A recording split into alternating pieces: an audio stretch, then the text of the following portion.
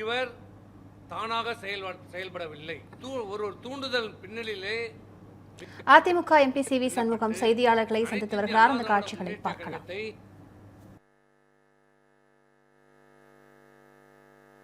இந்த கட்சிக்கு தலைவர் இல்லை, அதற்கு தேவையான பிரதான எதிர்க்கட்சியாக இருக்கிற திராவிட முன்னேற்ற கழகமாகிய நம்மளால் முடியாது. அது அவர் தந்தை காலத்திலே பார்த்து விட்டார்கள், முடியாது.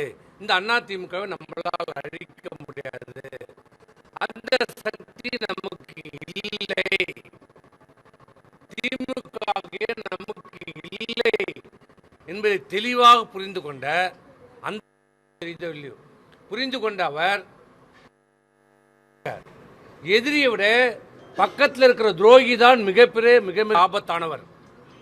எதிரியால் சாதிக்க முடியாததை ஒரு நண்பன், கூடியே இருந்த நண்பன், கூடியே ஒன்னா இருந்து ஒன்னா படுத்து எல்லாத்திலையும் பங்கெடுத்து கொண்ட ஒருவன் துரோகனால் அவன் 1000 எதிரிக்கு சமம்.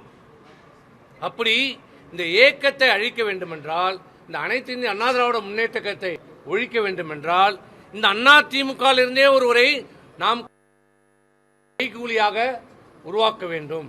அந்த கைகூலியை வைத்து இந்த அதிமுக சின்னத்தை முடக்கி இந்த கட்சியை அழித்து விடலாம் என்று தேர்ந்தெடுக்கப்பட்ட ஒரு நபர்தான் இந்த திமுகவிலே தன்னை இணைத்துக் கொண்டிருக்கின்ற.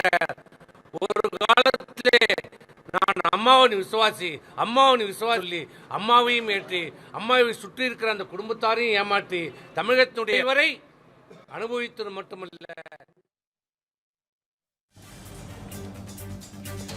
AIADMK MP C V Shanmugam செய்தியாளர்களை சந்தித்து வருகிறார். அந்த காட்சிகளை நாம் பார்த்துக் கொண்டிருக்கிறோம்.